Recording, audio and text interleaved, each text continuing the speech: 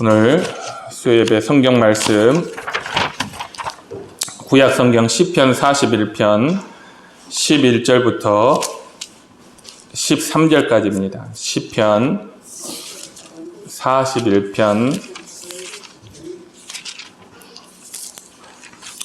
11절부터 13절까지 말씀입니다. 구약 성경 832쪽 시편 41편 11절부터 13절까지의 말씀을 한 목소리로 같이 한번 읽어보도록 합니다. 시작. 내 원수가 나를 이기지 못하오니 주께서 나를 기뻐하시는 줄을 내가 알았나이다. 주께서 나를 온전한 중에 붙드시고 영원히 주 앞에 세우시나이다. 이스라엘의 하나님 여호와를 영원부터 영원까지 송축할지로다. 아멘, 아멘. 오늘 이 말씀을 가지고 찬송 받으실 하나님이라는 제목으로 함께 말씀을 나누고자 합니다. 오늘 시편 41편은 시편이 총 150편인데 이 150편이 5권으로 구성되어 있어요. 그 5권으로 구성된 첫 번째 권의 첫 번째 책의 마지막 시편이 오늘 시편 41편입니다. 굉장히 귀한 말씀이 있고 그 가운데 귀한 은혜가 있어서 여러분과 함께 나누고자 합니다. 오늘 1절 말씀에 41편 1절 말씀에 보면 가난한 자를 보살피는 자에게 복이 있다 그랬어요. 제가 옛날 성경 이게 개정인데 옛날 성경으로 보니까 빈약한 자를 권고하는 자가 복되다 이랬더라고요. 그렇게 표현을 했습니다. 왜 하나님께서 가난한 자를 보살피는 자를 복되다 하시냐? 그것이 바로 여러분 하나님의 창조 질서입니다. 하나님께서 세상을 만드시고 그 세상 가운데 사람을 창조하셨을 때 사람 자체를 그런 존재로 하나님께서 지으셨어요. 하나님께서 여러분 우리 잘 아시는 것처럼 남자를 아담을 창조하신 후에 왜 또 여자를 창조했을까요, 여러분? 성경이 뭐라고 얘기를 합니까? 그 남자에게 돕는 배필이 필요했기 때문에 하나님께서 하와를 창조하셨다고 그랬죠. 창세기 2장 18절에 보니까 여호와 하나님이 가라사대 사람의 독처하는 것이 좋지 못하니 내가 그를 위하여 돕는 배필을 지으리라 하시니라 그랬어요. 여러분 아담에게 돕는 배필 하와가 필요했습니다. 그런데 이 말은요 꼭 남편과 아내 사이로만 한정 짓는 의미는 아니에요. 모든 사람은 도움이 필요한 존재로 만들어졌어요. 하나님께서. 여러분 하나님께서 사람을 지을 때 반드시 사람은 하나님의 도움이 필요한 존재고 또 두 번째로 서로가 서로의 도움을 필요로 하는 존재로 하나님께서 그 사람을 지으셨어요. 그게 창조 질서입니다. 모든 사람은 그래서 서로 도와야 돼요. 힘이 센 사람은 힘이 약한 사람을 도와야 돼요. 많이 가진 사람은 못 가진 사람, 가난한 사람을 도와야 합니다. 지혜로운 사람은 지혜가 없는 사람을 도와야 해요. 그래야만 하나님이 창조하신 세상이 계속해서 하나님 보시기에 아름다운, 하나님 보시기에 좋은 세상이 되는 거예요. 하나님께서 세상을 창조하시고 하나님 보시기에 좋았더라 그랬어요. 남자와 여자를 창조하시고 하나님 보시기에 좋았더라 그랬어요. 하나님 보시기에 좋은 세상이 되는 조건이 뭐냐? 우리가 서로를 도울 때, 하나님이 우리를 도우실 때, 그래야 세상은 하나님 보시기에 좋은 세상이 되는 것이에요. 왜냐? 이게 바로 하나님의 창조의 질서입니다. 예수님이 그런 말씀을 하셨어요. 주는 것이 받는 것보다 복이 있다. 이게 예수님이 그냥 어떤 윤리적인 기준으로 그런 말씀을 한 게 아니라 이게 하나님이 세상을 창조하시고 사람을 창조하신 질서이기 때문에 그 말씀을 하셨어요. 여러분 제가 록펠러라는 사람 얘기를 보니까 이 사람이 33살에 백만장자가 되고 43세에 미국의 최고의 부자가 되고 53세에 세계 최고의 갑부가 됐더라고요. 33세, 43세, 53세. 예. 근데 이 사람이 행복하지 않았대요. 그래서 55살이 되었을 때, 55세가 되었을 때 의사로부터 당신은 1년밖에 살 수 없습니다 하는 불치병 판정을 받았다고 그래요. 사형 선고를 받았대요. 그래서 이제 마지막으로 최후 이 검사 결과를 이렇게 보려고 휠체어를 타고 이렇게 병원을 가는데, 병원 로비에 하나님 말씀이, 성경 말씀 하나가 딱 걸려 있는 거예요. 거기 뭐라고 쓰여 있냐면 주는 것이 받는 것보다 더 복이 있다 하는 말씀이 딱 써져 있더라는 거예요. 그분이 원래 하나님 믿는 사람인데, 그래서 그 말씀을 보는 순간 마음에 정률이 생기고 눈물이 나서 그때 감동을 받았는데, 정신을 차리고 보니까 어떤 사람이 병원 창구에서 병원비가 없어서 쩔쩔매는 것을 보는 거예요. 그래서 자기 비서를 시켜서 저 사람 입원비, 병원비를 우리가 다 내주자 해서 다 내줬대요. 그런데 그렇게 내주고 나자 이 사람 마음속에 말할 수 없는 너무너무 큰 기쁨이 그 사람 속에 일어나는 거예요. 록펠러 가슴에.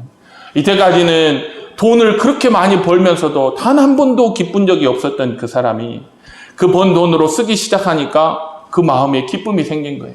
그래서 그때부터 열심히 병원뿐만 아니라 도움이 필요한 데는 다 찾아다니면서 사람들을 돕기 시작했는데 1년밖에 못 산다고 했던 그 사람이요, 그 병이 다 나아가지고 99세까지 살았다고 그래요.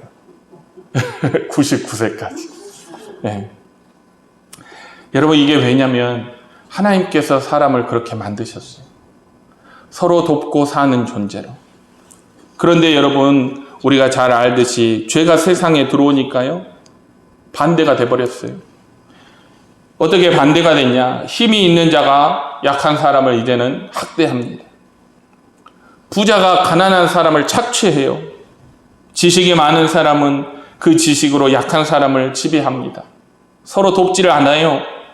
오히려 서로 빼앗고 착취합니다. 그래서 그 상황들이 점점 더 갈수록 심해집니다. 그 결과 이 세상은 여러분 어떻게 될 것 같아요? 마태복음 24장 12절에 보니까 불법이 성함으로 많은 사람의 사랑이 식어지리라. 여러분, 불법이 성함으로, 다시 말하면 서로 돕지 않음으로. 서로 돕지 않는 것은 여러분 불법입니다. 왜냐하면 그것이 바로 하나님의 뜻에 어긋나는 것이기 때문이에요. 그래서 서로 돕지 않는 결과가 뭐냐? 이 세상에 있는 사랑이 차갑게 식어버리는 거예요. 남편과 아내가 사랑이 식으면 여러분 그거 끝나는 거죠. 끝나는 거예요. 마찬가지로 사람들 사이에서 서로를 돌아보고 서로 어려운 사람을 돕는 그 사랑이 식어지면 세상도 끝나는 것입니다. 그때 우리 주님이 다시 오셔서 이 세상의 최후의 심판을 행하시는 거예요. 예수님께서 뭐라고 말씀하셨냐면 가난한 자는 항상 너희와 함께 있으니 아무 때라도 너희가 원하는 대로 도울 수 있다 하셨어요. 여러분, 가난한 사람이 이 세상에 있다는 것을 예수님이 한 번도 문제 삼은 적이 없어요. 여러분, 가난한 사람이 있다는 것이 이 세상의 문제가 아닙니다. 가난한 사람을 돕지 않는 것, 그 가난하고 약하고 힘없는 사람이 소외되는 것이 세상의 문제예요. 서로 돕고 힘을 합쳐서 함께 살아가야 할 사람들이 자기 혼자 잘 먹고 잘 살고 부자인 것이, 그게 문제예요. 문 앞에 거지 나사로가 배가 고파서 굶주려서 죽어가고 있는데 자기는 호의호식하면서 부족함이 없이 좋은 옷 입고 배부르고 먹고 사는 것이, 그게 이 세상의 문제입니다. 여러분, 예수님이 부자가 천국에 들어가기가 낙타가 바늘길을 통과하는 것보다 어렵다고 그러셨어요. 왜 그럴까요, 여러분? 부자가 부자여서 천국 들어가기가 힘들까요? 여러분, 성경을 보면 부자인 것 자체는 문제가 없어요. 성경은 부를 때로는 축복으로 표현을 합니다. 그럼 뭐가 문제여서 부자는 천국에 들어가지 못할까요?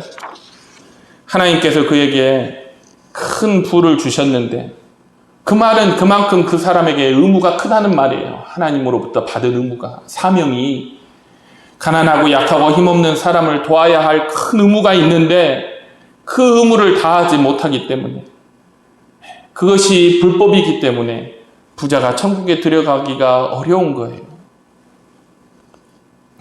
오늘 말씀에 보면 가난한 자를 돕는 자에게 복이 있다고 그랬어요. 왜냐? 그가 하나님의 뜻에 순종하고 하나님의 질서를 지키며 살기 때문입니다. 여러분, 우리 다 복 받고 싶잖아요. 세상에 복 받기 싫은 사람은 아무도 없어요. 우리 모두가 솔직한 마음으로 우리는 복된 존재로 이 세상을 살고 싶어요. 그런데 이 복 받는 비결이 다른 데 있는 거 아닙니다. 여러분, 사람이 착하게 산다고 해서 복 받는 거 아니에요. 여러분, 세상에 복 못 받는 사람들 가운데 착한 사람 정말 많아요. 착하다고 복 받는 거 아니에요. 어떤 사람이 복 받느냐? 하나님의 뜻대로, 하나님의 말씀대로 순종하며 살 때 복을 받아요. 하나님의 질서에 순복하고 하나님이 기뻐하시는 일을 할 때 사람이 복을 받습니다. 여러분, 우리가 예수님 믿는 사람들이 복되다고 그런 말 하잖아요. 예수님 믿는 사람이 왜 복돼요? 왜 복됩니까? 예수님 믿는 사람이 왜 복을 받아요? 그것이 하나님 뜻이에요. 사람이 예수 그리스도를 믿는 게 하나님의 뜻이요, 그것이 하나님이 기뻐하시는 일이기 때문에 예수님 믿는 사람이 복된 사람이 되는 것입니다. 아무리 교회에 다녀도 여러분, 하나님 말씀대로 살지 않는 사람은 복을 받지 못해요. 아무리 교회에 다녀도 하나님 원치 않는 일을 하는 사람은 복을 받지 못해요. 하나님을 믿노라 하면서도 하나님의 이 창조의 질서를 깨뜨리는 사람은요, 여러분, 복을 받지 못합니다. 여러분, 하나님이 정하신 교회의 질서를 깨뜨리면 과연 복을 받을 수 있을까요? 교회에도 하나님이 세우신 질서가 있잖아요. 그 질서를 우리가 다 깨뜨린다고 하면 과연 교회와 그 교회에 있는 성도들과 그 교회를 목양하는 목회자와 여러분, 복을 받을 수 있을까요? 하나님이 정하신 가정에서의 질서를 깨뜨리면 여러분, 그 가정이 복을 받을 수 있을까요? 하나님이 정하신 이 사회의 질서를 우리가 깨뜨린다면 여러분, 복을 받을 수 있을까요? 없습니다. 단언컨대 그런 사람에게는 복이 없어요. 스스로 우리가 생각할 때 내가 하나님을 믿고 열심히 신앙생활을 하는데도 내 인생이 복이 없다라고 생각이 든다면 여러분, 우리는 이 문제를 점검해 봐야 돼요. 내가 하나님의 질서에 순복하고 있는가? 내가 하나님의 기뻐하시는 뜻과 말씀에 순종하고 있는가? 나는 하나님의 창조 질서뿐만 아니라 그 외의 모든 질서, 하나님의 말씀을 나는 잘 지키고 있는가? 우리가 그걸 점검해 봐야 돼요. 예를 들면 여러분, 부모를 공경하는 자녀가 땅에서 잘 되는 이유가 무엇 때문입니까? 하나님의 질서에, 그게 하나님이 정해 놓으신 이 세상의 질서입니다. 십계명 제6계명에 내 부모를 공경하라, 그리하면 너의 하나님 나 여호와가 내게 준 땅에서 내 생명이 길리라. 하나님이 정해 놓으셨어요. 하나님의 질서는 자녀가 부모에게 순종하는 겁니다. 그럴 때 하나님께서 복을 주시는 거예요. 왜? 하나님의 질서에 순종하니까. 우리가 하나님의 질서를 무시하고 복 받기를 원하는 것은요, 참 어리석은 생각 같아요. 우리가 이런 얘기를 하다 보면 어떤 사람은 질문합니다. 그러면 목사님, 악한 사람이 복을 받는 이유는 무엇 때문입니까? 제가 세상을 살다 보니까 악한 사람이 더 출세하고 악한 사람이 성공하고 악한 사람이 지독한 사람들이 돈을 더 잘 벌고 그러는 것 같은데 그 이유는 무엇입니까? 여러분, 잠언 24장에 이런 말이 있어요. 너는 악인의 형통을 부러워하지 말며 그와 함께 있기도 원하지 말라. 너는 행악자의 득이함을 인하여 분을 품지 말며 악인의 형통을 부러워하지 말라. 왜? 눈이 높은 것과 마음이 교만한 것과 악인의 형통한 것은 다 죄인이라 그랬어요. 여러분, 악인의 형통은 복이 아니라 죄예요. 죄. 하나님 앞에 악한 일입니다. 어떤 사람에게 여러분, 돈이 많은 것은 복입니다. 왜일까요? 그가 하나님의 질서에 따라서 가난하고 어렵고 힘없는 사람들에게 잘 나누기 때문이에요. 하나님으로부터 받은 그 사명에 충실하기 때문에 그 사람에게는 돈이 많은 게 복입니다. 그런데 반대로 어떤 사람에게는요, 돈이 많은 것이 저주예요. 왜 그렇습니까? 하나님의 질서대로 순복하지 않고 오직 자기 배와 자기 목구멍만 채우고 있으니까 그 사람에게는 부가 축복이 아니라 저주가 되는 것이. 복과 저주는 내가 하나님의 질서에 하나님의 뜻에 순종하느냐 순종하지 않느냐에 따라서 달라지는 거예요. 똑같은 것을 가지고도 내가 하나님의 질서에 순종하느냐 하나님의 뜻에 순종하느냐 그러하지 않느냐에 따라서 여러분 복과 저주가 달라지는 거예요. 우리 자녀들에게 이 말씀이 꼭 필요하다는 생각이 듭니다. 왜 가난한 사람을 돕는 자가 복되는가? 그것이 하나님께서 사람을 지으실 때 정하신 마땅한 도리요 이 땅의 이 세상의 질서이기 때문입니다. 왜 예수님을 믿는 사람이 복되는 건가? 그것도 마찬가지예요. 그것이 하나님이 정하신 마땅한 길이요 도리이며 질서이기 때문입니다. 여러분, 우리 자녀들이 복받는 인생을 살기 원한다면 성경의 말씀에 따라서 마땅히 행할 길을 우리가 가르쳐야 돼요. 잠언 22장 6절에 보니까 마땅히 행할 길을 아이에게 가르치라. 그리하면 늙어서도 그것을 떠나지 아니하리라. 마땅히 우리 인간이 행할 길이 뭐예요? 하나님이 정해놓으신 질서, 하나님의 말씀입니다. 그렇다면 여러분 이렇게 하나님의 질서에 순복했을 때 하나님의 말씀에 따라 살 때 어떤 복을 주시는가? 오늘 말씀 1절에 보면 재앙의 날에 여호와께서 그를 건지시리로다 그랬어요. 2절에서는 여호와께서 저를 보호하사 살게 하시리니 그가 세상에서 복을 받을 것이라. 3절에 보면 여호와께서 쇠약한 병상에서 저를 붙드시고 저의 병 중에서 그 자리를 다 고쳐 펴시나이다 그랬습니다. 마땅히 행할 길을 행하는 사람에게 하나님의 질서와 말씀에 순종하는 사람에게 하나님이 어떤 복을 주시는가? 재앙의 날에 건지시고 그를 보호하시고 병 중에서도 고쳐서 회복시키신다고 이렇게 말씀해요. 고난에서 벗어나게 하시겠다고 약속을 주시는 것입니다. 여러분 고난이 안 오는 것이 축복이 아니라 고난에서 벗어나는 것이 축복인 줄로 믿으시기 바랍니다. 여러분 세상은 악하고 타락했기 때문에요. 고난 없는 세상은 없어요. 세상에 고난 없는 인간은 한 사람도 없습니다. 베드로 사도에 의하면 사람은 애매히 고난을 받을 수도 있어요. 애매히. 그 말이 무슨 말이냐면 잘못한 것이 없는데도 고난을 당할 수 있고 뚜렷한 이유가 없는데도 고난을 당할 수도 있고 죄를 짓지 않았는데도 고난을 당할 수 있다는 말이에요. 애매히. 왜 그렇습니까? 우리가 사는 세상이 악하기 때문이에요. 그래서 에베소서 6장 12절에 뭐라고 얘기합니까? 우리의 씨름은 혈과 육에 대한 것이 아니요 정사와 권세와 이 어둠의 세상 주관자들과 하늘에 있는 악한 영들에게 대함이라 그랬어요.